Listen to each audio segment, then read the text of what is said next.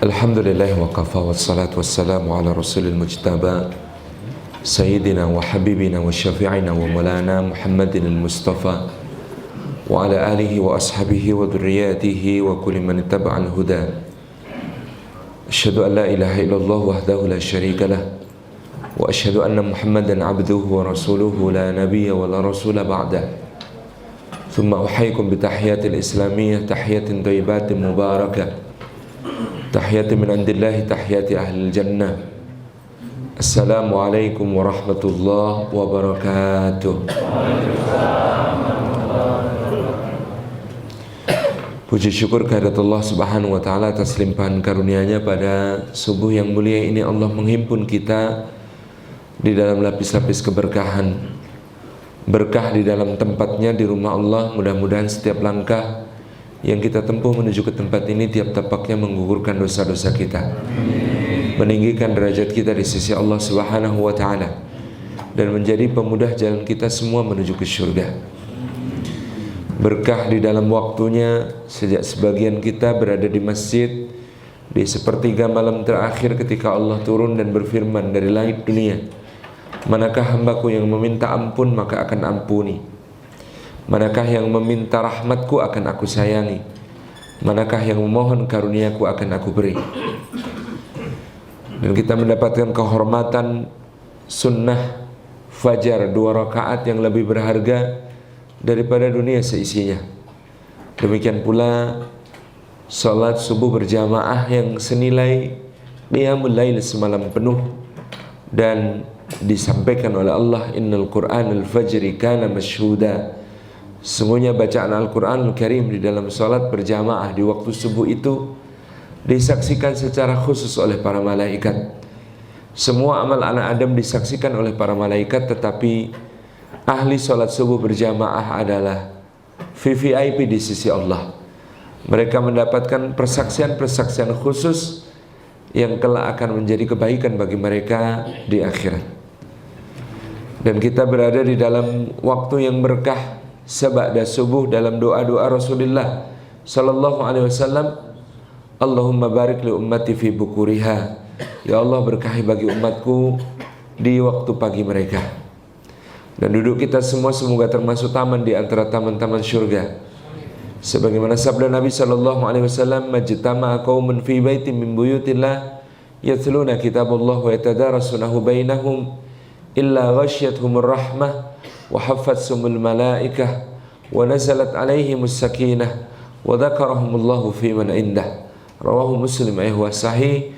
Tidak berhimpun satu kaum di satu rumah di antara rumah-rumah Allah subhanahu wa ta'ala, di dalamnya mereka membaca kitab Allah dan mengkajinya, melainkan keadaan mereka itu dicurah-curahi rahmat Allah, dinaungi sayap-sayap malaikat, diturunkan sakinah ke dalam hati mereka, dan disebut-sebut nama mereka satu persatu dengan bangga pada makhluk-makhluk mulia yang ada di sisi Allah subhanahu wa ta'ala.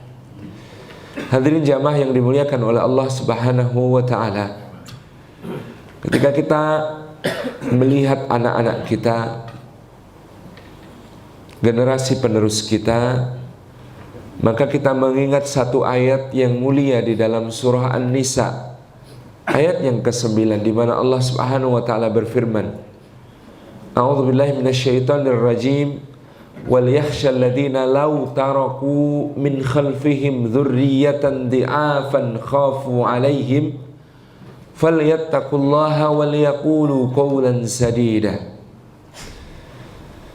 Wal yakhsha, maka hendaklah takut siapa mereka, alladzina, orang-orang yang lau taraku, seandainya mereka meninggalkan, min khalfihim, di belakang mereka, dzurriyyatan dhi'afa, anak keturunan, generasi penerus yang lemah-lemah, khafu alaihim, yang mereka senantiasa khawatirkan keadaannya, falyattaqullaha, maka hendaklah mereka bertakwa kepada Allah, waliyaqulu qawlan sadida, dan hendaklah mereka mengatakan perkataan yang lurus. Kita sebagai orang tua membaca ayat ini dengan perasaan yang sama yang digambarkan ayat-ayat itu. Kita meninggalkan generasi di belakang kita, kita sangat khawatir tentang mereka. Berada dalam keadaan lemah, kita selalu khawatirkan mereka menghadapi masa yang begitu rentan, masa yang berubah begitu cepat, yang sangat dahsyat. Disebut oleh para pakar era kita ini era disruptif. Sesuatu yang dulu bisa kita andalkan, tidak lagi bisa diandalkan oleh anak-anak kita. Zaman bapak saya muda, Pak, lulus SMA itu sudah jadi rebutan berbagai macam institusi dan perusahaan. Tidak lama kemudian lulus SMA menjadi tidak berharga ketika orang sudah mulai mencari yang setidaknya sarjana muda, yang BA, yang BSc, yang BCHK. Dan tidak lama kemudian menjadi sarjana muda itu sudah tidak bisa diandalkan lagi ketika semua menuntut harus S1. Dan pada masa saya kuliah menjadi S1 itu, begitu lulus adalah menambah jumlah pengangguran intelektual. Di zaman kita sekarang ini, jadi dosen pun minimal S2. Itu pun harus linear dengan berbagai macam segala aturannya. Dulu di tahun 70-an, 80-an menjadi dokter itu pada umur 40 insya Allah sudah termasuk kaum kaya raya di negeri kita. Menjadi dokter, hatta dokter umum. Dulu Pak, tahun 70-an, 80-an. Sekarang untuk menempuh pendidikan kedokteran 4 tahun dengan SPP yang luar biasa mahalnya, lulus sarjana kedokteran, kok asistensi 2 tahun dengan tekanan-tekanan yang sangat berat ketika menjalani pendidikan, lalu menjadi dokter yang disumpah tidak bisa kemudian langsung mengambil karir yang mudah. Sebagian mungkin mengambil internship, magang untuk menjadi pegawai negeri nantinya dengan gaji yang Masya Allah, 1 bulan gaji itu untuk beli bensin mungkin tidak cukup. Ada yang kemudian menempuh jalur lain, bergegas untuk mengambil spesialisasi. Karena sekarang dokter umum praktek gak ada yang laku, Pak. Yang ada dokter itu yang dicari dikit-dikit ke spesialis, dikit-dikit ke spesialis. Meriksain anak ya ke spesialis anak, meriksain orang tuanya ya tinggal spesialis bagian organ mana yang kemudian dicari. Itu pun dokter spesialis harus siap diayali sama pasiennya. Karena pasiennya itu berangkat pergi ke dokter terlebih dahulu googling di internet, cari tahu tentang penyakitnya. Begitu dokternya bilang, ah dok, enggak dok, saya sudah baca ini di artikel ini, enggak gitu dok.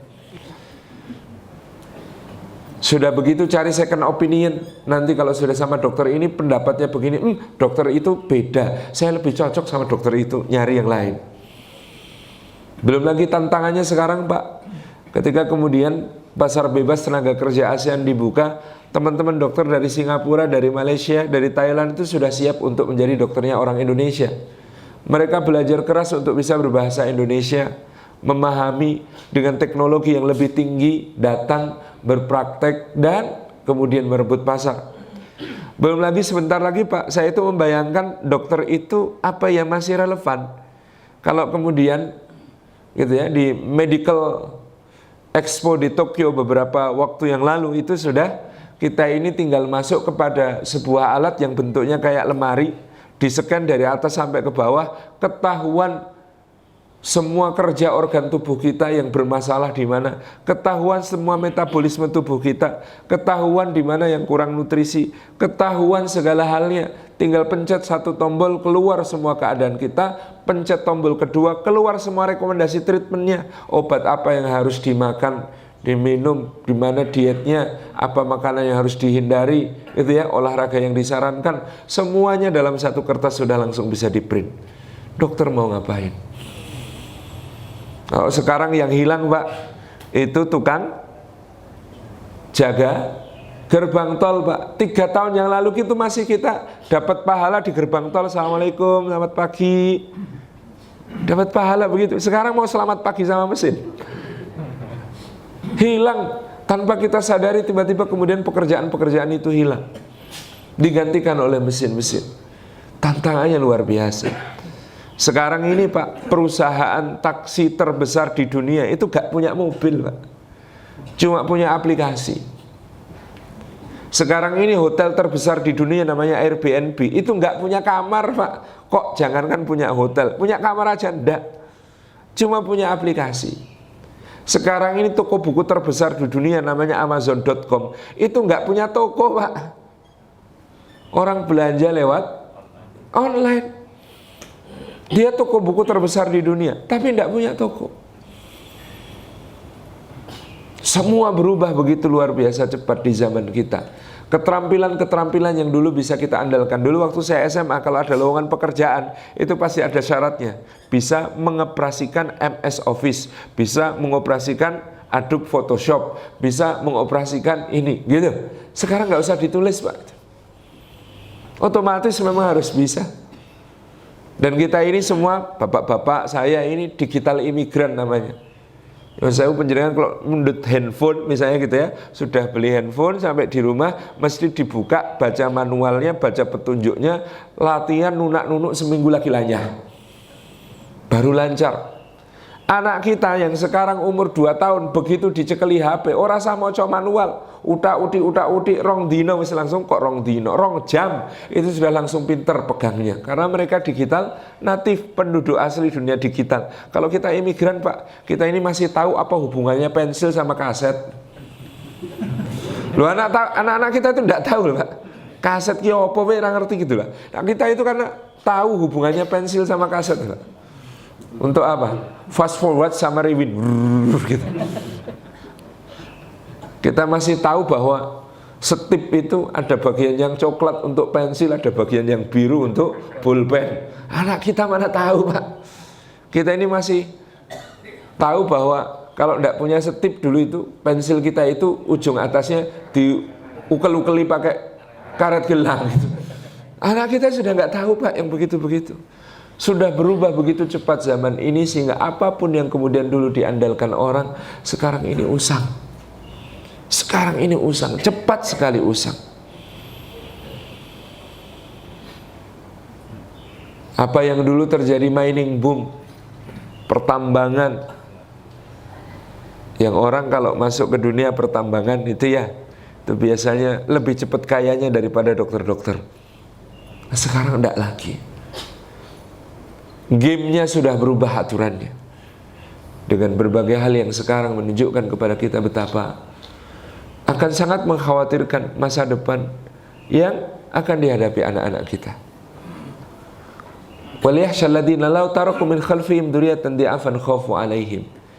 Maka hendaklah takut orang tua yang meninggalkan generasi di belakang mereka dalam keadaan lemah yang senantiasa mereka khawatirkan.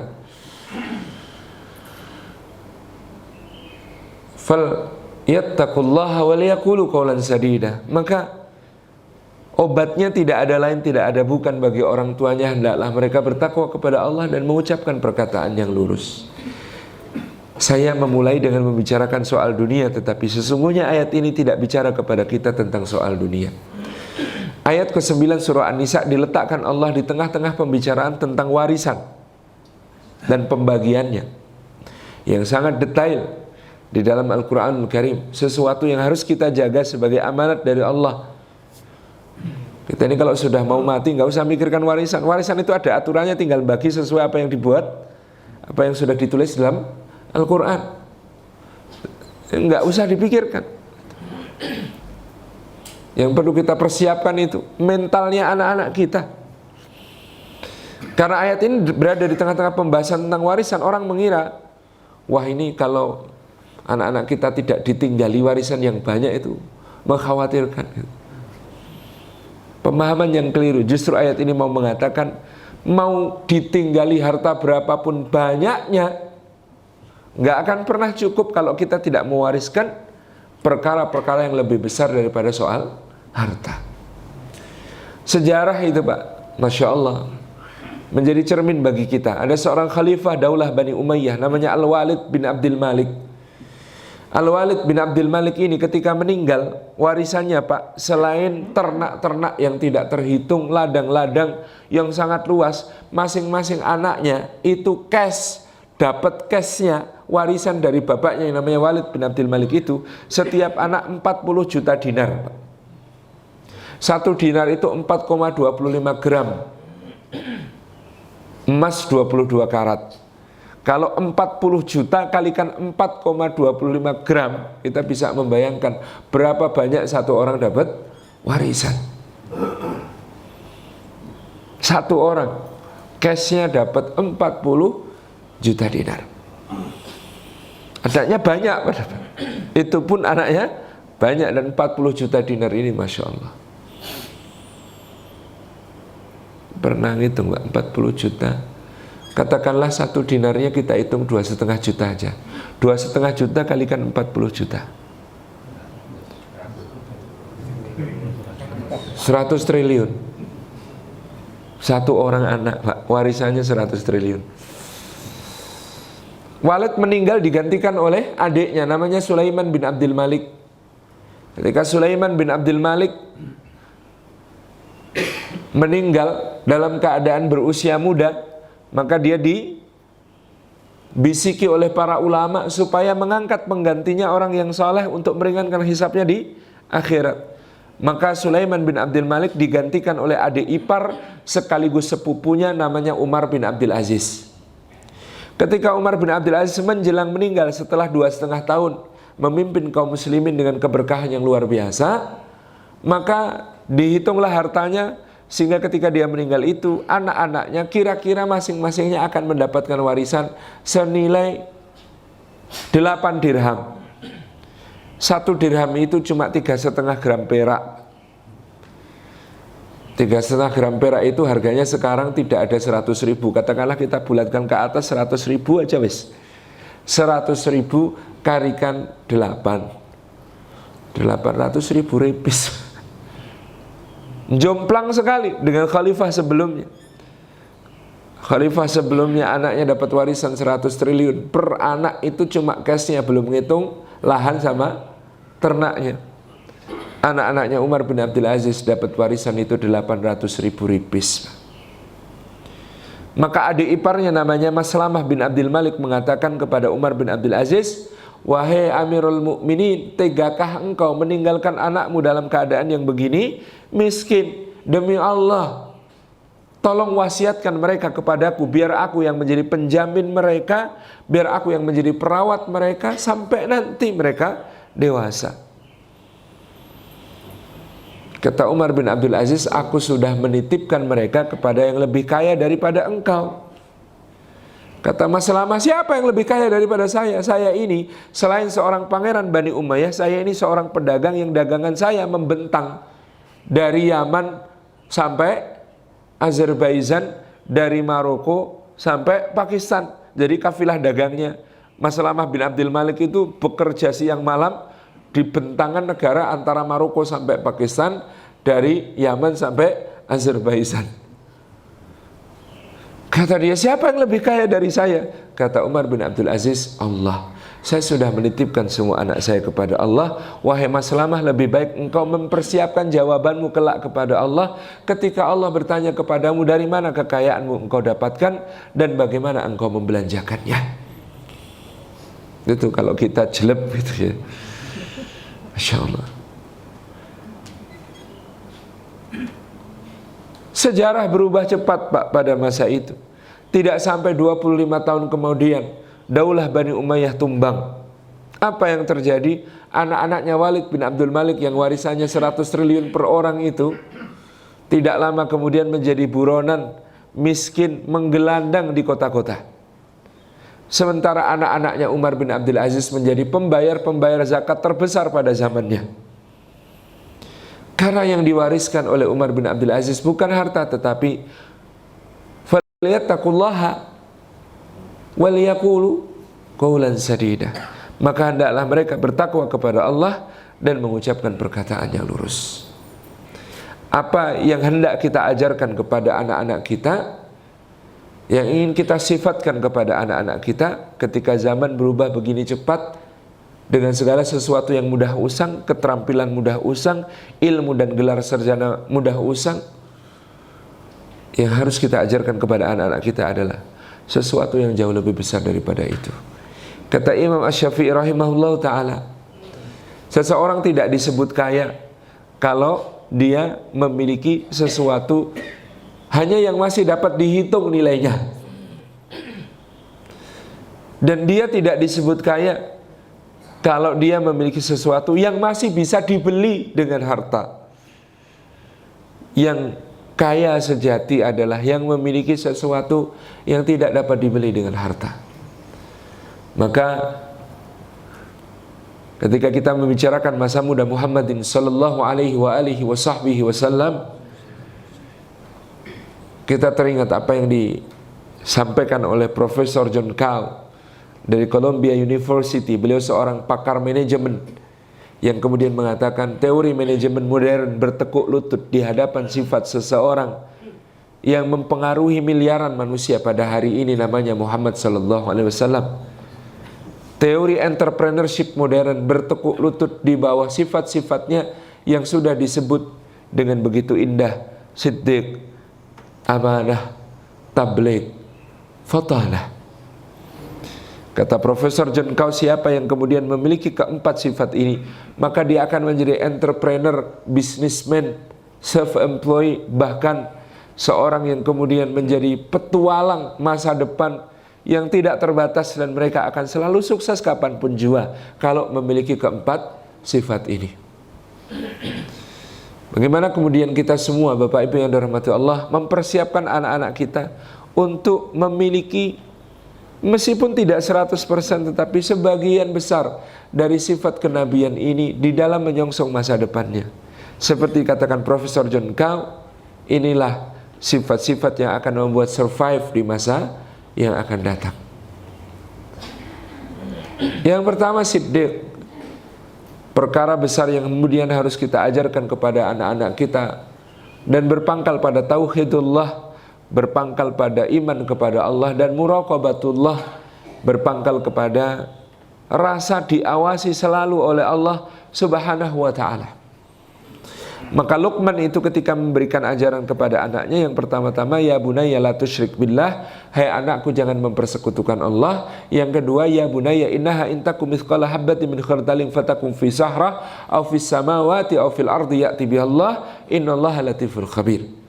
Yang kedua, wahai anakku, sekiranya ada seberat biji darah tersembunyi di langit atau di bumi atau di dalam batu, tidak ada yang melihatnya, maka Allah pasti melihatnya, dan Allah subhanahu wa ta'ala pasti akan mendatangkan balasannya. Kalau kamu ini beramal yang baik-baik, meskipun bapakmu gak lihat, ibumu gak lihat, teman-temanmu gak lihat, guru-gurumu gak lihat, bapakmu gak lihat gak bisa muji, ibumu gak lihat gak bisa senyum padamu, teman-temanmu gak lihat gak bisa kagum, gurumu gak lihat gak bisa muji, nak, tetapi kalau Gusti Allah yang lihat, nak, kamu tenang, nak. Semua kebaikanmu yang dilihat Allah pasti akan didatangkan balasannya oleh Allah subhanahu wa ta'ala, yang balasan itu lebih indah daripada pujiannya ibu, lebih indah daripada kebanggaannya bapak, lebih indah daripada kekaguman teman-teman, lebih indah daripada pujian ibu, guru, atau ustazah. Masya Allah, tabaraka rahman.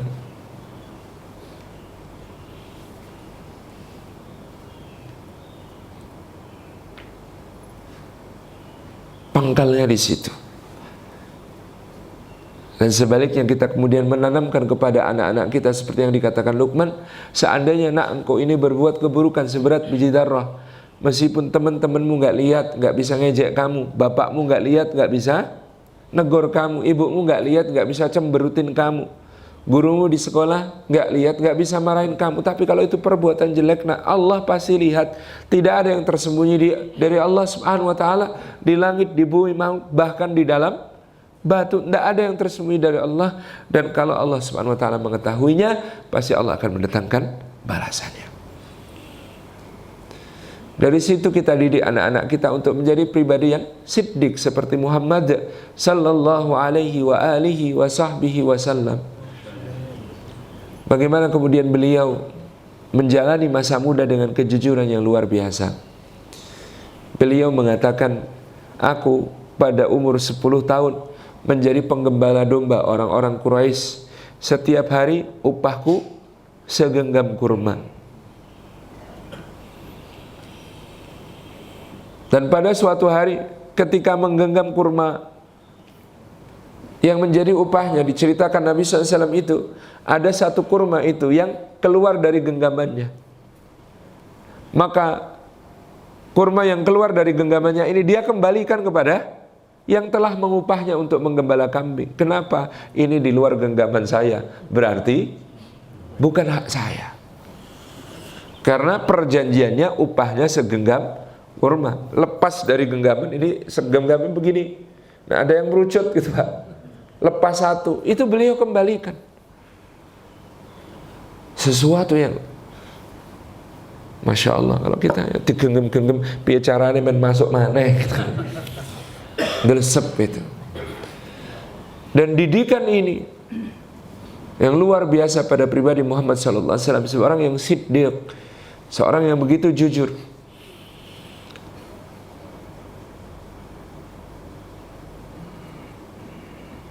Dan Masya Allah betapa tekunnya beliau sallallahu alaihi wasallam di dalam mengembalakan ternak-ternak ini, sampai-sampai beliau pernah tersesat jalan karena mengikuti ternak-ternaknya yang mencari rerumputan. Maka ayat wa wajadaka dhallan fahada itu salah satu tafsir yang menurut Ibnu Katsir, bahwa Rasulullah dulu ketika menjadi penggembala kambing pernah menggembalakan kambing sampai tidak sadar waktu, sampai malam gelap. Sementara kambingnya ini terus masih nurut padang pasir. Jadi kan kalau menggembala kambing kok di Indonesia itu kan di lapangan yang isinya rumput. Wes rampung, wedhuse culno nang kono wis aring makan terus di situ, Pak. Tapi coba bayangkan menggembalakan kambing di Mekah, gimana ceritanya? Kambingnya itu ngerekal-ngerekal nurut perbukitan nyari rumput-rumput yang cuma ada satu dua gitu kan. Terus nurut itu nggak sadar sampai malam tiba gelap, udah nggak bisa pulang kalau gelap. Maka Allah memberikan petunjuk kepadanya. Allah berikan petunjuk sehingga bisa pulang ke rumah tuannya. Ketika dia ditegur, maka dia sampaikan sejujurnya apa yang telah terjadi. Siddiq. Dan dengan kejujuran itu pula dia mendampingi pamannya Abu Talib ketika berumur 12 tahun menuju ke negeri Syam untuk berdagang. Dan dengan kejujuran itu betapa memikatnya Muhammad sallallahu alaihi wasallam. Sehingga sebenarnya perjalanan bersama Abu Talib itu belum sampai ke tujuan, belum sampai ke Al-Quds, belum sampai ke Baitul Maqdis. Tapi meskipun belum sampai, Abu Talib memutuskan pulang. Ayo balik. Kenapa? Khawatir ditemui oleh Buhaira, seorang rahib yang kemudian mengatakan, pada diri anakmu ini terdapat tanda-tanda namus besar yang kelak akan membuat dia menjadi seorang rasul besar yang mungkin akan dimusuhi, didustakan, mungkin akan diusir, bahkan dibunuh oleh kaumnya. Ketakutan Rasulullah, paman Rasulullah SAW, Abu Talib mendengar itu, balik. Tapi apa yang terjadi Bapak Ibu yang dirahmati Allah? Sepanjang balik begitu sampai di Makkah, barang dagangan yang dibawa ke negeri Syam itu semuanya sudah habis terjual dengan untung yang sangat besar. Karena Muhammad SAW yang sangat jujur, sepanjang perjalanan beliau memberikan penjelasan tentang barang-barang itu kepada orang. Jujur, ini barang bagus, bagusnya di sini. Tapi ada cacatnya juga, cacatnya ini. Saya ngambil kemarin sekian, menurut Bapak ini levelnya bisa dibayar berapa? Oh, tak bayar segini. Muhammad SAW, ini barang jelek Pak, ada cacatnya, aibnya ini. Kalau saya sih kemarin ngambilnya sekian. Silahkan Bapak, menurut Bapak layaknya dapat harga berapa? Nah, ini barang bagus Pak, saya pilih dengan yang terbaik dari semua kualitas. Mungkin orang lain punya barang yang seperti ini, Nah, mereka di harga berapa? Menurut Bapak, barang saya ini pasnya berapa? Silakan. Jujur. Karena kejujurannya seorang pedagang itu yang mendekatkan dia kepada Rasulullah SAW di akhirat nanti seperti dekatnya dua jari telunjuk dan jari tengah. Dan kejujuran itu sesuatu yang begitu besar nilainya. As-sidqu, sifat siddiq pada diri Nabi SAW, yang anak-anak kita hari ini perlu kita berikan kepada mereka penanaman sifat yang luar biasa ini. Mereka tidak boleh takut salah. Mereka harus lebih takut berbohong dan berdusta daripada takut salah. Kita buka diri kita untuk mau mendengarkan mereka, untuk mau mengapresiasi kejujuran mereka. Karena kejujuran mereka adalah pangkal dari semua kebaikan yang memungkinkan yang akan kemudian menjadi bekal bagi mereka kelak di akhirat. Di dunia juga.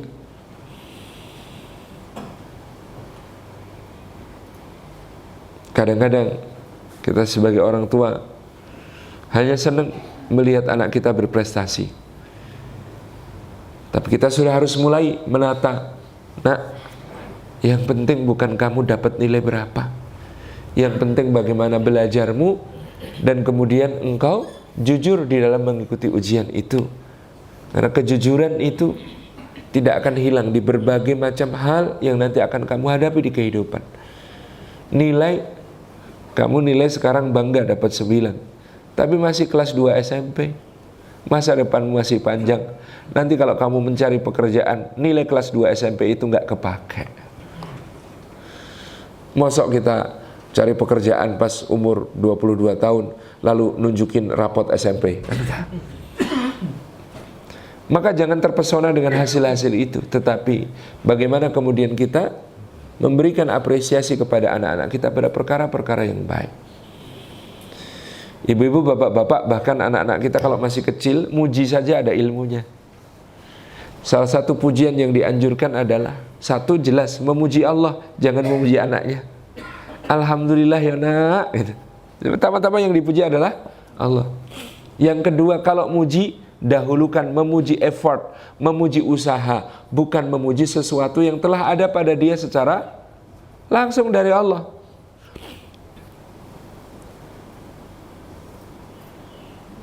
Yang dipuji effort. Contoh Pak, muji effort itu, Masya Allah pinter nak, setelah selesai makan piringnya dibawa ke tempat cuci piring, padahal umurnya baru 2 tahun misalnya sudah bisa begitu. Effort itu puji Pak.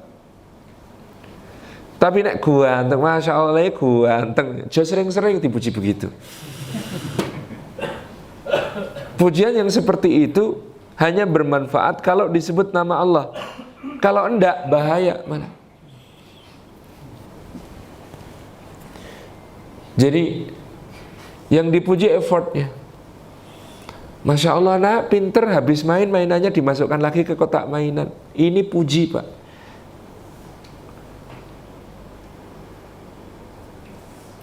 Sesuatu yang kemudian menjadi effortnya. Nah ini akan menumbuhkan dia menjadi seorang yang jujur. Kalau dia kemudian bersalah, berikan apresiasi juga atas apa yang telah dia coba. Piringnya pecah ketika dia bawa ke belakang. Masya Allah nak, pinter ya, mau dibawa ke belakang ya piringnya, tapi terus pecah. Gak apa-apa, lain kali lebih hati-hati. Yang dipuji effortnya, dia sudah pengen jalan ke belakang. Soal pecah itu resiko, namanya juga bawa piring dan masih anak kecil. Effort yang dipuji, usahanya yang dipuji, prosesnya yang dipuji, bukan sekedar hasilnya. Bukan apalagi sesuatu yang telah dianugerahkan Allah kepadanya, itu yang berhak dipuji Allah, bukan anaknya. Masya Allah, la quwata illa billah, ganteng anak abah. Tapi gantengnya anak abah ini hanya akan bernilai di sisi Allah kalau jadi anak soleh. Gitu, lebih pas. as-siddiq, sifat yang luar biasa yang ada pada diri Nabi Sallallahu Alaihi Wasallam, yang perlu kita selalu tumbuhkan dan apresiasi pada anak-anak kita. Lebih baik mereka jujur mengakui kesalahannya daripada kemudian mereka menutup-nutupi demi kesenangan kita. Biasakan untuk memuji kejujurannya, mengapresiasinya, tidak langsung memarahinya atas satu kesalahan. Kalau dia jujur, apresiasi kejujuran itu akan jadi kebaikan yang besar di akhirat, bahkan juga di dunia. Lalu amanah. Yang namanya amanah bukan cuma dipercaya, tetapi memiliki kemampuan untuk mewujudkan apa-apa yang dijanjikan. Sifat amanah itu harus dilatihkan di anak-anak kita. Bapak Ibu yang dirahmati Allah, sebenarnya anak kita itu 0 sampai 2 tahun namanya bayi, 2 sampai 7 tahun namanya kanak-kanak, 7 sampai 10 belajar menjadi Abdullah, hamba Allah, 10 sampai balik itu dia sudah harus belajar menjadi khalifah fil ard. Tahap pembelajarannya begitu, Pak. Makanya begitu selesai balik, akil, mumayyiz, sudah lepas. Sudah sukses kita sebagai pendidik insya Allah. 0 sampai 2 tahun bayi itu harus diberi kata-kata yang selalu baik, ucapan-ucapan yang baik dilatihkan kepada mereka. Ibu-ibu wajib cerewet, ngomong yang baik-baik di telinga anaknya. Bapak-bapak juga begitu pada anak umur 0 sampai 2 tahun. Pada umur itu juga sensitif terhadap kelembutan ataupun renggutan yang kasar. Dulu ada bayi digendong Rasulullah, ngompol, ibunya malu, bayinya direnggut dari Rasulullah SAW. Maka Nabi bersabda, bajuku yang kotor bisa bersih sekali cuci, tetapi jiwa seorang anak yang keruh karena direnggut dengan kasar tidak akan hilang sampai dewasanya keruhnya itu. Kalau sudah umur 2 sampai 7, nah ini sudah lebih percaya apa yang dilihat daripada yang didengar. Harus banyak diberi teladan, mereka peniru yang paling baik. Mereka menstandarkan ukuran kebaikan dan keburukan dari apa yang dilakukan orang tuanya. Nak ngaji nak, emoh, kenapa nggak mau? Karena nggak pernah melihat orang tuanya ngaji. Jadi kalau dia mengatakan, yo ngaji itu nggak baik, kenapa kok nggak baik? Lah buktinya bapakku yang orang baik nggak pernah. Jadi dia itu menstandarkan bapaknya orang baik, ibunya orang baik. Apa yang dikerjakan bapak dan ibunya pasti baik, yang tidak dikerjakan pasti tidak baik. Nah jangan ambil barang pakai kaki toh nak, nggak baik. Baik, dan mana tahu baik? Ibuku sering kok gitu. Mereka peniru-peniru yang luar biasa dan menstandarkan nilainya pada bapak ibunya. Kalau yang dikerjakan bapaknya pasti baik. Kalau dikerjakan ibunya pasti baik. Kalau tidak dikerjakan oleh kedua orang tuanya itu pasti jelek. Gak sholat ya? Boten lho napa? Gak baik sholat itu. Kok bisa gak baik? Bapak boten nate. Kalau apa yang tidak dikerjakan bapak itu berarti tidak baik. Kalau apa yang dikerjakan bapak berarti baik. Cah cilik kok ngerokok, baik ini. Dari mana? Bapak. Bisa begitu. Karena segala yang dilakukan oleh bapak atau ibu dianggap baik, segala yang tidak dilakukan dianggap tidak baik. Ukurannya bapak ibunya. Umur 2 sampai 7 itu kanak-kanak itu saat dia jadi raja, egonya sedang kuat-kuatnya, pengennya menang sendiri. Fasilitasi saja kalau dia memang adalah raja di rumah kita. 7 sampai 10 belajar ibadah, diperintahkan salat, diajari puasa, berbagai amal-amal yang lain. Salat tidak cuma dicukupkan gerakannya, bacaannya, tapi konsekuensinya. Nak, salat itu kalau kamu salat subuh khusyuk, antara subuh sampai duhur kamu tidak boleh jatuh ke dalam pekerjaan yang keji dan mungkar. Itu bukti salatmu khusyuk. Nak, kalau orang salat itu tidak gampang berkeluh kesah lagi, kikir. Nak, kalau orang salat itu pasti tahu bahwa di dalam hartanya ada haknya fakir miskin. Nah, kalau orang salat itu pasti tahu bahwa dia harus takut kepada azabnya Allah, dia yakin pada hari pembalasan. Nah, Kalau sholatnya benar, tercegah dari keji dan mungkar, menjaga kehormatan, menjaga kemaluan. Nah, kalau sholatnya benar itu pasti menjaga janji dan perjanjian dan amanat-amanat, menegakkan persaksian dan menjaga sholatnya dari syarat rukun, sunnah-sunnahnya sampai dawamnya, sambung sinambungnya. Amanah 7-10, Pak. Amanah mereka adalah untuk beribadah. 10 sampai balik itu sudah harus belajar jadi khalifah. Mereka harus diberi ruang kewenangan menjadi penguasa, Pak. Kalau saya dulu umur 10 tahun kelas 4 SD, saya ingat begitu naik kelas 4 langsung sama bapak saya dibelikan kambing 1 jantan 1 betina, dipasrahke, "Lek, iki tanggung jawabmu."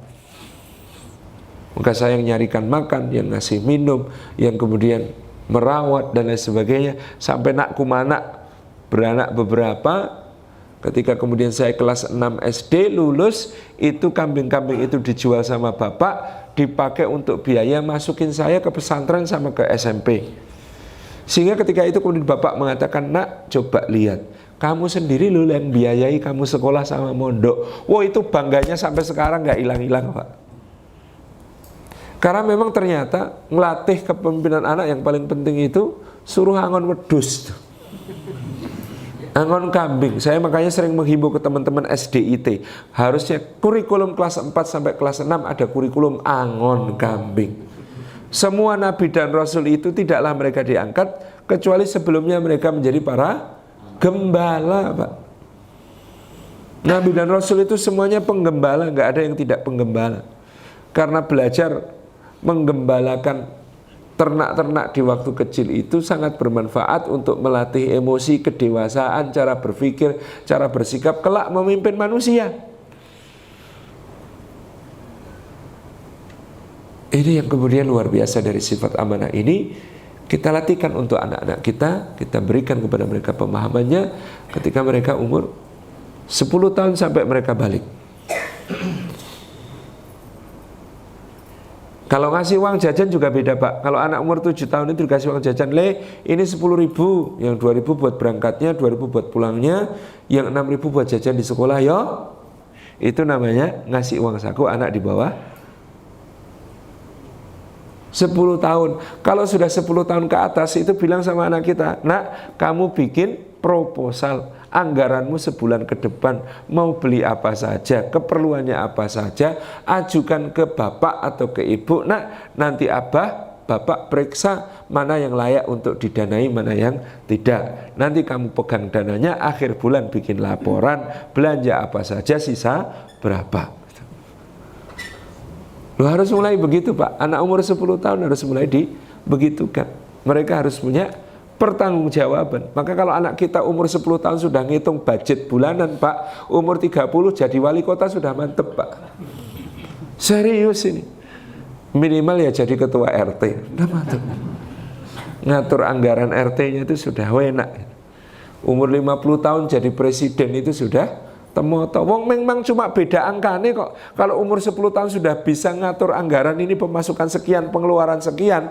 Nanti umur 50 tahun itu cuma ganti ongko menjadi 1 tahun itu pemasukan 5.000 triliun, belanjanya ini namanya defisit tahun berjalan. Itu ya, itu Indonesia, negara kita yang semata wayang, yang kita sayang-sayang dan banyak utang. Masya Allah, amanah dilatihkan kecil. Yang ketiga, sifat tabligh, komunikatif, pandai menyampaikan, pandai memberikan informasi. Zaman sekarang ini orang bisnis sudah bukan zamannya nutup-nutupi produknya, merahasia-rahasiakan dan bikin konsumennya itu goblok. Dulu orang berbisnis itu sedapat mungkin konsumen tetap goblok biar bisa diakali. Ke depan nggak bisa seperti itu. Bisnis yang baik pasti didasarkan pada komunikatifnya kita menyampaikan segala hal tentang produk kita. Transparansi tentang produk kita yang luar biasa yang akan dituntut oleh orang di masa yang akan datang. Kalau enggak, pilih yang lain. Gampang.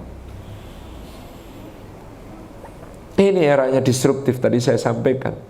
Pada sisi tabligh coba perhatikan. Perusahaan koran ini cuma tinggal tunggu waktu Pak selesainya. Sopo saiki maca koran? Jenengan ngomoco berita ini WhatsApp kabeh gitu. Nggih mboten? Berubah dunia ini. Toko buku terbesar di Indonesia itu sekarang sudah ngelihat toko bukunya bukan lagi tempat jualan buku, Pak. Sopo saiki sik toko buku nang toko buku itu? Orang cari ilmu itu fas'alu Google in kuntum la ta'lamun. Maka bertanyalah kepada Google jika kamu tidak tahu. Masya Allah. Zaman bapak-bapak saya dulu orang ke toko buku itu, wah tenanan toko buku itu ya untuk tuku buku beneran, beli buku beneran. Sekarang ke toko buku itu wisata Pak. Nonton-nonton tok, tukune online. Belinya online. Maka mereka toko buku terbesar jaringannya di Indonesia itu sudah mulai melihat toko bukunya itu sekedar aset properti karena letaknya strategis, bangunannya apik, nanti tinggal tunggu waktu kapan didol gitu.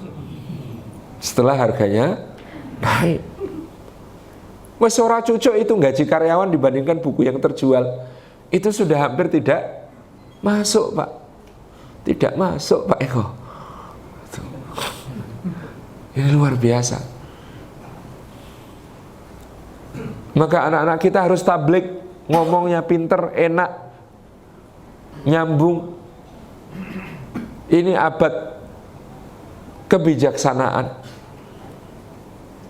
Kita dulu itu sejak kecil diajari ngomongi gampang, maka kita ngomongnya sembarangan Pak, karena diajari bahwa ngomong itu gampang. Seangel ki mbuktekke, dan kita tidak pernah membuktikan. Keliru semua sebenarnya. Katakan kepada anak kita, nak ngomong itu nggak mudah nak. Ngomong yang benar isinya, indah caranya, tepat waktunya, bermanfaat bagi yang mendengarkan, berpahala bagi yang menyampaikan. Nggak mudah nak. Makanya agama kita mengatakan, man kana yu'minu billahi wal yaumil akhir falyaqul khairan aw liyasmut. Siapa beriman kepada Allah dan hari akhir, maka hendaklah dia mengatakan yang baik atau diam. Orang gampang loh ngomong sik ngono niku. Makanya harganya mahal. Orang yang bisa ngomong begitu harganya mahal Pak. Nek ngomongnya sak-sae murah, tetapi orang yang bicaranya falyaqul khairan aw liyasmut itu harganya mahal.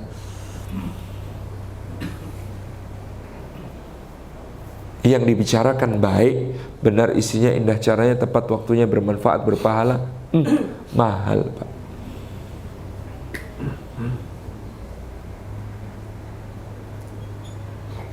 Sesuatu yang kemudian kita perlu bekalkan kepada anak-anak kita. Kemampuan komunikasi yang baik.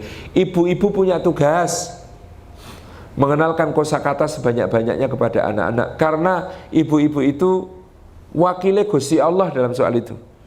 Dulu Nabi Adam itu ketika diciptakan diajari Gusti Allah kosakata, wa 'allama Adamal asma'a kullaha. Allah ajarkan kepada Adam nama-nama benda semuanya. Kosakata semuanya diajarkan Allah. Sekarang Gusti Allah nggak ngajari langsung, tapi lewat ibu. Maka bapak-bapak bersyukurlah kalau istrinya cerewet. Insya Allah anaknya cerdas. Karena apa? Ibunya ini yang mengenalkan kosakata yang sangat banyak. Coba lihat Quran Pak. Di Quran itu ada dialog antara bapak dengan anak banyak. Ibrahim dengan anaknya, Yakub dengan anaknya, Luqman dengan anaknya, gitu ya. Nabi Nuh dengan anaknya. Itu ada dialognya bapak sama anak. Ada nggak di dalam Quran dialog ibu sama anak? Mboten wonten. Kira-kira kenapa kok ibu-ibu itu nggak ada dialognya antara ibu dengan anak dalam Quran? Karena ibu-ibu itu nggak usah diajari Quran ngomong sama anak, mesti ngomong. Nah bapak-bapak nek diajari Quran ngomong sama anak itu menengahi gitu. Bapak-bapak bicara juga kepada anak. Apa yang dibicarakan bapak-bapak kepada anak? Prinsip-prinsip yang lebih dasar. Ya tadi yang saya sebutkan. Ma ta'buduna min ba'di, tanya apa yang kau sembah nanti kalau aku sudah meninggal. Itu kan keren. Ya bunaya la tusyrik billah, ya bunaya innaha intaku, ya bunaya aqimis shalah wa'mur bil ma'ruf wa nahi 'anil munkar wasbir 'ala ma asabak, inna dzalika min azmil umur. Wala tusa'ir khaddaka linasi wala tamshi fil ardi maraha. Waqsid fi masjika waghdud min sautik. Semuanya hal-hal yang mendasar dari tauhid, muraqabatullah, ibadah, akhlak, adab. Itu tugasnya bapak untuk kemudian menyampaikan kepada anak. Adab itu dalam bahasa Arab itu bukan cuma etika dan etiket, tetapi juga susastra. Ngomong yang benar, ngomong yang indah, ngomong yang enak, ngomong yang bermanfaat, ngomong yang berpahala. Maka anak-anak kita harus punya keterampilan berkomunikasi yang baik pada masa yang akan datang. Abadnya ke depan, abad berkomunikasi. Siddiq, yes. Amanah, yes. Sampai soal amanahnya Rasulullah itu ada sahabat yang cerita, waktu kami masih muda, Rasulullah belum diangkat jadi nabi, aku pernah punya janji sama beliau. Janji sama Rasulullah SAW waktu muda itu. Lupa aku sama janji itu, ketemu di satu tempat, lupanya sampai 3 hari kemudian baru ingat. Lalu aku bergegas menuju tempat di mana aku berjanji bertemu Muhammad SAW itu. Di tempat itu Muhammad SAW masih menungguku dan berkata, "Ya anak muda, kemana saja? Aku menunggumu 3 hari 3 malam di sini." Rasulullah SAW tablik dan tadi komunikatif, menyampaikan, berdakwah, berisalah, membawa message, membawa pesan. Bisnis itu ke depan bukan cuma jualan. Saya itu yo hidup-hidup pengen dodolan, Pak. Wong dodolan itu berkah. Maka saya membuat produk, salah satunya yang saya pakai namanya Full Heart, Pak. Produk Full Heart ini sebenarnya niatnya bukan dodolan baju, Pak, awalnya. Saya itu niatnya mengenalkan para pahlawan dan mujahid Indonesia kepada generasi muda kita. Baik yang para pahlawan dan mujahid Islam di seluruh dunia dalam sejarah maupun para pahlawan dan mujahid Indonesia. Maka saya itu bikin serinya, seri Sultan Agung, seri Diponegoro, seri Hasanuddin, seri Teguh Umar, seri Salahuddin Al-Ayyubi, seri Muhammad Al-Fatih, seri Umar Mukhtar, gitu ya. Seri macam-macam nama dari para pejuang itu. Harapannya apa? Saya itu pengen setiap orang pakai baju produknya Fuad itu bisa menjelaskan, oh ini tuh baju serinya seri Umar Mukhtar. Umar Mukhtar itu pahlawan Libya melawan penjajahan Italia. Dia itu seorang guru tapi luar biasa dedikasinya, dan kemudian dia berjuang tidak terkalahkan hampir-hampir oleh Rodolfo Graziani, jenderal terbaiknya Benito Mussolini yang ditugaskan ke Libya gitu. Itu bisa cerita, oh Pangeran Diponegoro itu meninggalkan Tegalrejo dengan segala kemewahannya. Dulu itu beliau punya pelawan itu 700 orang. Beliau itu punya pekatik pengurus kuda saja 70 orang. Beliau itu di Tegalrejo setiap tahun sawahnya itu bisa mencukupi kebutuhan untuk gitu ya. Jadi hasil berasnya Tegalrejo pada masa Diponegoro itu 80%-nya, 20% mencukupi seluruh penduduknya, 80%-nya dijual ke Batavia lewat Semarang. Keretanya Pangeran Diponegoro itu lebih mewah daripada keretanya Sultan pada zaman itu. Saking sugih sebagai seorang pangeran, itu ditinggalkan semuanya demi jihad fisabilillah, mengembara di hutan-hutan sampai makan dedaunan dan buah-buahan asam. Sampai terserang malaria, sampai begini, semuanya dia korbankan demi perjuangan. Saya tuh pengen setiap orang pakai baju itu bisa jelaskan begitu. Itu kan nyeneng gitu. Niatnya itu membuat orang itu memahami sejarah dan memiliki kebanggaan yang membuat mereka mau berjuang dan meladani tokoh-tokoh dalam sejarah Islam itu. Bentuknya dodolan baju, Pak. Alhamdulillah ada untungnya. Jadi ke depan bisnis itu bisnis cerita, Pak. Makanya tablik itu penting. Harus ada message di setiap bisnis kita. Mau dodol apa wae itu ada ceritanya, Pak. Kalau nggak ada ceritanya, jenengan kalah sama robot nanti. Sebentar lagi itu robot itu jadi chef. Chef-chef yang terkenal, koki-koki itu mau masak apa? Wong sudah dimasak sama robot. Sebentar lagi robot-robot juga akan mengerjakan pekerjaan-pekerjaan kantor. Semua yang teknis. Sekarang itu banyak masih yang pekerjaannya sopir, Pak. Sebentar lagi sopir itu nggak ada, Pak. Wong mobilnya itu sudah saking canggihnya, sensornya sangat peka sehingga kemudian mau jalan sendiri itu bisa. Mobil tanpa sopir itu sudah bisa. Tesla sudah bikin. Tinggal semakin lama nanti akan harganya semakin murah sehingga bisa diproduksi massal. Sekarang masih agak mahal harganya mobil yang bisa jalan sendiri nggak pakai sopir. Tapi nggak sampai 10 tahun, Pak, insya Allah. Itu nanti makin murah komponennya. Dan kita semuanya akan naik mobil yang nggak perlu ada sopir. Nyun sewu yang pekerjaannya sopir ini. Serius, Pak, ini luar biasa. Zaman yang akan kita hadapi ini disruptif bener. Maka penjenengan kalau nanti mau jadi sopir, tetap jadi sopir, harus jadi sopir yang bisa cerita, Pak. Kalau naik mobil yang itu tidak bisa ngobrol. Kalau naik mobil saya gratis curhat itu. Misalnya begitu. Bisa gitu. Tabligh, pandai untuk mengkomunikasikan segala sesuatu. Ini penting. Sarjana-sarjana kita di luar negeri itu saya dapat cerita dari para engineer-nya Boeing. Itu kita ini keterampilan teknisnya di atas rata-rata, Pak. Kalau desain, kalau bikin perhitungan, kalau bikin persamaan-persamaan, rumus-rumus, sampai kemudian aplikasi pada eksekusi bikin alatnya, itu juara kita. Di mana kita kalahnya sama teman-teman India? Presentasinya, Pak. Dobosnya itu kalah. Bukan karena saya bilang kenapa dobos, karena teman-teman cerita, teman-teman India itu presentasinya meyakinkan, begitu teknis mereka serahkan ke kita semua. Nah, presentasi meyakinkan, Pak. Nah, kan seharusnya dua-duanya kita miliki, keterampilan teknis maupun keterampilan presentasinya kita harus punya. Dan itu kalahnya sarjana-sarjana kita di luar negeri. Cuap-cuapnya itu kalah sama teman-teman Cina dan India. Dua itu. Kalau keterampilan teknis, skill, sampai kemudian kecerdasan, Masya Allah, Pak, kita ini juara sejuara-juaranya juara. Tapi presentasi, tablighnya, makanya kalau teman-teman India kok pinter presentasi karena jamaah tabligh itu dari India. Tabligh gitu, menyampaikan. Mereka kulino, cerita, ngomong itu pinter. Dari dulu itu punya Ramayana, Mahabharata gitu ya. Banyak ceritanya orang sana itu. Makanya cerita pinter gitu. Nah, kita ini kan ceritanya menumbuhkan budaya tidak sehat. Contoh, si kancil anak nakal suka mencuri timun. Korupsi kita itu dimulai dari ceritanya zaman kanak-kanak itu.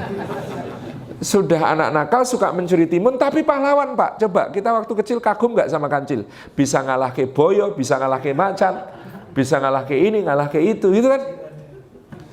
Cuma ketangkep sama Pak Tani pakai pulut, nah itu kan? Itu pun bisa meloloskan diri dengan menipu. Terbang berobat ke Singapura, nggak balik, gitu kan? Itu koruptor kita itu diajari oleh si kancil anak nakal. Teman saya Kak Bimo itu pencerita untuk anak-anak mengatakan, lah gimana kita ini nggak jadi pengakses situs porno nomor 2 sedunia. Lah wong sejak kecil anak-anak kita diceritani Joko Tarub ngintip bidadari mandi terus ngambil bajunya kok. Nah, itu kan rusaknya luar biasa itu cerita itu. Apalagi cerita yang tentang Tangkuban Perahu, Pak. Ada wanita kawinnya sama anjing, punya anak laki-laki. Anak laki-lakinya berburu sama anjingnya, tidak dapat, anjingnya dibunuh, dimakan bareng sama ibunya. Ketahuan, dipukul kepalanya, lalu lari. Nanti anak ini balik, cinta sama ibunya. Mesti karu-karuan itu. Enggak karu-karuan, Pak. Ya Allah, ngeri itu. Cerita-cerita semacam itu. Saya tidak kemudian, woyo, rasa diri saya. Bukan sih, tetapi value apa yang kita tawarkan pada anak-anak kita dengan cerita seperti itu? Kan kita harus segera mengganti ceritanya dengan cerita Muhammad SAW, cerita Ibrahim alaihissalam, cerita Abu Bakar, Umar, Utsman, Ali, Tolha, Zubair, Abdurrahman bin Auf, Sa'ad bin Abi Waqqas. Itu kan jauh lebih memberikan satu keyakinan nilai yang kokoh pada anak-anak kita. Ini soal cerita, Pak. Tabligh ini soal cerita, dan kita harus mengulinakan mengulinakan. Ngulinakan, membiasakan kepada anak-anak kita mendengarkan cerita-cerita yang baik ini. Kalau perlu 10 sahabat yang dijamin ke surga, ceritakan sama anak-anak kita Pak semuanya. Nanti sampai mereka ketemu, aku tuh mirip Abu Bakar. Nah kalau dia sudah bilang aku tuh mirip Abu Bakar, kita sudah tentrem Pak. Dia nanti akan googling nyari tentang Abu Bakar, nyari bajunya modelnya Abu Bakar tuh kayak apa ya, sampai pakai pengen niru gitu. Abu Bakar itu senangnya mak-mak apa ya, itu sampai mereka akan cari nanti. Kalau mereka sudah bilang aku tuh mirip Abu Bakar, lembut gitu ya, teguh gitu, seneng dodol gitu. Oh aku tuh mirip Umar, keras, tegas, agak galak gitu, tapi penyayang, baik hati itu Umar. Oh aku tuh kayak Utsman, oh, apa? Pemalu. Kadang-kadang malu-maluin. Oh, nanti akan dia nyari sendiri Pak. Ini harus kita ceritakan sebelum mereka kemudian terlanjur mengatakan aku tuh mirip Black Lantern, Captain America, Wonder Woman. Wah kalau sudah bilang begitu mumet kita. Nah, nanti pidato juga isinya cuma The Avengers, Game of Thrones gitu. Sesuatu yang kemudian sangat semu dan tidak memiliki nilai yang signifikan untuk mempengaruhi jiwa. Tabligh. Yang terakhir Bapak Ibu yang dirahmati Allah, fatanah, cerdas. Anak-anak kita ke depan harus cerdas. Seperti Rasulullah SAW itu cerdas. Salah satu kecerdasan Rasulullah itu, kalau kita baca dalam sirah, pelopor dagang yang multi sistem. Jadi dulu orang Mekah itu li'ilafi Quraisy ilafi rihlatasyita'i wassaif. Kalau musim dingin itu pergi ke negeri Yaman, bawa dagangan dari Mekah dijual di Yaman. Lalu ngambil barang dari Yaman dibawa ke Mekah, dijual di Mekah. Kalau musim panas pergi ke negeri Syam, bawa dari Mekah dijual di negeri Syam. Kalau kemudian balik dari negeri Syam, bawa dagangan dari negeri Syam, dibawa pulang ke Mekah, dijual di Mekah. Muhammad SAW ketika menjalankan bisnisnya Khadijah, maka dia menginisiasi ke Syam itu jangan cuma bawa barang dagangan Mekah, tapi bawa barang dagangan Yaman, barang dagangan Irak, barang dagangan Mekah, barang dagangan macam-macam. Dol di sana, ngambil barang Syam sebanyak-banyaknya, bawa ke Mekah, bawa ke Yaman, bawa ke Irak. Di Irak juga ambil barang dagangan Irak, jual di berbagai macam tempat ini. Barang dagangan Yaman juga dijual di berbagai macam tempat ini. Sehingga sistemnya lebih kompleks di perniagaannya Khadijah ini. Dan untungnya lebih besar. Itu Rasulullah SAW. Fatanah, cerdas. Dan kecerdasan itu bermula dari ketakwaan kepada Allah. Kecerdasan itu bermula dari tidak bermaksiat kepada Allah Subhanahu wa ta'ala. Itu yang kita jaga dari anak-anak kita ketika sumber kemaksiatan. Di zaman kita ini Pak, subhanallah, luar biasa terbukanya pintu-pintu kerusakan bagi anak-anak kita. Tapi kalau kita kokohkan anak-anak kita dengan berbagai macam pemahaman tadi, insya Allah kemanapun dia tidak akan goyah. Di rumah saya, sejak awal pernikahan saya dengan istri komitmen di rumah saya tidak ada TV. Alhamdulillah anak-anak itu enjoy. Gak ada TV, asik-asik aja, gak pernah nonton TV. Karena ketika anak saya Nawaf itu tanya, bah, kok temanku punya TV, kita kok nggak punya? Nak, kamu pengen nggak pinter kayak orang yang bisa nyiptain TV? Iya, pengen pinter kayak orang yang bisa nyiptain TV. Lo tahu nggak orang yang nyiptain TV itu dulu nonton TV apa enggak? Enggak, iya. Mereka bisa nyiptain TV karena nggak nonton TV. Masuk ya? Jelas. Clear. Dan mereka enjoy, nyaman, main gitu ya. Kemudian sama bapaknya, bapaknya itu bisa jadi ayunan, bisa jadi komedi putar, bisa jadi jungkat-jungkit, bisa jadi kuda, bisa jadi gajah, bisa jadi jerapah. Bah, naik jerapah. Kalau naik jerapah itu di pondongnya di atas kepala, kalau naik gajah di atas pundak, kalau naik kuda bapaknya berangkang. Begitu. Ini remaja utama yang kita harapkan dari anak-anak kita. Meneladani Nabi Shallallahu Alaihi Wasallam dengan segala kualifikasinya. Kita perlu mempersiapkan betul anak-anak kita menghadapi zaman yang luar biasa bergerak cepat. Perkataan Bapak Ibu yang dirahmati Allah, intinya falyattaqullaha wal yaqulu qaulan sadida. Kalau mau anaknya soleh, anaknya tidak mengkhawatirkan, anaknya kokoh, anaknya mantap. Rumusnya dua: satu, takwa kepada Allah, orang tuanya harus takwa. Yang kedua, waliyaqulu qaulan sadida, orang tuanya kalau ngomong yang lempeng, jangan belok-belok ngomongnya. Kadang-kadang orang tuanya itu tanpa sadar ngomongnya belok, Pak. Contoh, anaknya bilang, karena orang tuanya ini lagi perlu bantuan. Nah, mbok sini tona bantuin ibu tona. Nggak mau, Bu. Lu Allah, ya Allah nak, kamu tuh udah gede kok nggak mau bantuin ibu tona. Nah, 5 menit kemudian anaknya minta sesuatu. Bu, minta itu Bu. Pengen ibu. Nggak boleh nak. Kok nggak boleh, kenapa? Lu kamu tuh masih kecil. 5 menit yang lalu dia sudah besar, 5 menit kemudian dia masih kecil. Ini ngomong belok-belok itu ya begini nih yang rusak anak gitu ya. Maka dia bingung, aku itu masih besar apa sudah kecil gitu. Sisan rakaruane gitu kan. Karena apa? Tadi ketika dia disuruh bantu, dia dibilang sudah besar. Ketika dia minta sesuatu, dia dibilang masih kecil. Loh, saya bener saya entita. Ibu itu ngomong hanya demi kepentingannya sendiri gitu. Ini namanya kalimat yang tidak lempeng. Apalagi kemudian dulang, Pak, nyuapin anak. Banyak orang tua itu pokoknya anaknya kudu mangan. Nah, saya ndak, Pak. Sampai kemudian ada anak-anak itu tumbuh tanpa tahu apa yang disebut rasa lapar, Pak. Karena makannya betul-betul pokoknya kudu makan. Mbuh piye carane sambil nonton TV ndomblong disuapin bleb ora krasa nek maem lho itu. Dia itu tidak sadar bahwa dia sedang makan. Sadarnya itu nonton TV. Sadarnya itu main di HP. Ditelap-telepi sama ibunya itu dia nggak sadar bahwa dia sedang makan. Dia makan itu tidak dengan rukun pertama segala amal. Apa itu, Pak? Niat. Nggak niat makanya itu. Dan dia tidak mengelar rasa lapar, Pak, sampai dewasa. Kalau anak saya tawani maem, Mas Nawaf maem sekarang ya. Nggak mau, belum lapar, ya sudah. Nggak usah didulang, nengke. Engko rak yo lapar dewe, nembung dewe. Kalau anak kami saya biasakan begitu. Mi, perut Nawaf sakit. Oh, itu namanya lapar. Mau maem sekarang. Nah, itu maemnya lahap, Pak. Dan dia maem dengan kesadaran penuh, dengan niat penuh dan sadar penuh bahwa ini sedang makan, bukan sedang nge-game, bukan sedang nonton TV. Banyak orang tua itu. Anaknya itu nggak pernah sadar mana rasa lapar, mana rasa kenyang. Nggak ngerti, Pak. Kenapa?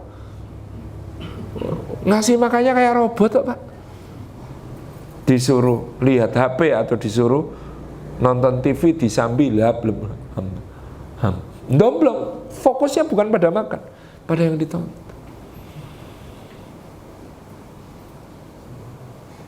Apalagi dulangnya pakai tipuan, Pak. Nah, senangnya minum. Ini kalau didulang dari piring itu gedek-gedek, udah. Makanannya masukkan ke gelas, senangnya minum kok gitu. Minum. Blep, ternyata makanan. Ibu-ibu kadang-kadang begitu. Dia mungkin ndak protes, tapi dia belajar. Oh, ngono carane. Iya, wes.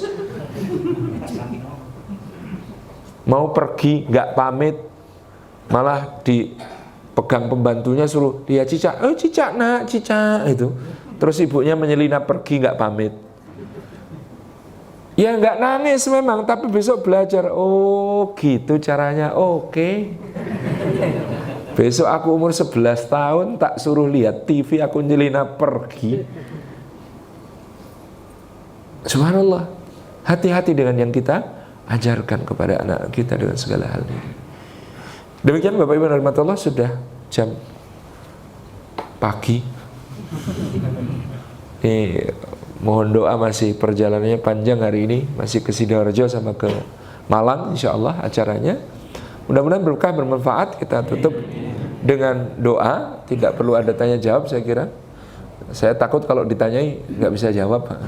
Meskipun sebenarnya nggak bisa jawab itu gampang jawabnya, wallahu a'lam gitu. Tapi tetap serem ya kalau ditanyain bapak-bapak ini yang jauh lebih berpengalaman. Barakallahu fikum. Kita tutup dengan doa. A'udzubillahi minasyaitonirrajim. Bismillahirrahmanirrahim. Alhamdulillahirabbil alamin, hamdan syakirin hamdan na'imin, hamdan yuafi ni'amahu wa yukafi'u mazidah. Ya Rabbana lakal hamdu kama yanbaghi li jalali wajhika wa 'azimi sultanik. Allahumma shalli wa sallim wa barik ala sayyidina wa habibina wa syafi'ina wa maulana Muhammad ibn Abdillah wa ala alihi wa ashabihi ajma'in. Wardallahumma an sadatina Abi Bakrin wa Umar wa Utsman wa Ali wa kulli sahabati Rasulillah ajma'in. Wardu anna ma'hum bi rahmatika ya arhamar rahimin. Allahumma fir lil mu'minina wal mu'minat wal muslimina wal muslimat al ahya'i minhum wal amwat innaka sami'un qaribun mujibud da'wat ya qadiyal hajat. Rabbana ighfir lana wa li ikhwanina alladhina sabaquna bil iman wa la taj'al fi qulubina ghillan lil ladzina amanu rabbana innaka ra'ufur rahim. Allahumma aslih lana dinana alladhi wa ismatu amrina wa aslih lana dunyana allati fiha ma'ashuna wa aslih lana akhiratana allati ilahi ma'aduna ya dzal jalali wal ikram. Allahumma inna nas'aluka ridhaka wal jannah wa na'udzubika min sakhatika wan nar.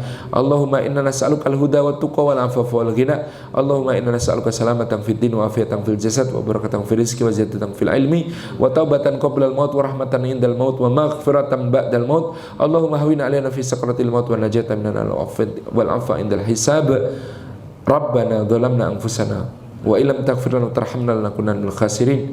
Rabbana hab lana min azwajina wa dhurriyyatina qurrata a'yun waj'alna lil muttaqina imama. Allahumma inna ala dzikrika wa syukrika wa husni ibadatik. Rabbana atina fid dunya hasanah wa fil akhirati hasanah wa qina adzabannar wa adkhilnal jannata ma'al abrar ya aziz ya ghaffar ya rabbal alamin. Subhana rabbina rabbil izzati amma yasifun wa salamun alal mursalin walhamdulillahi rabbil alamin.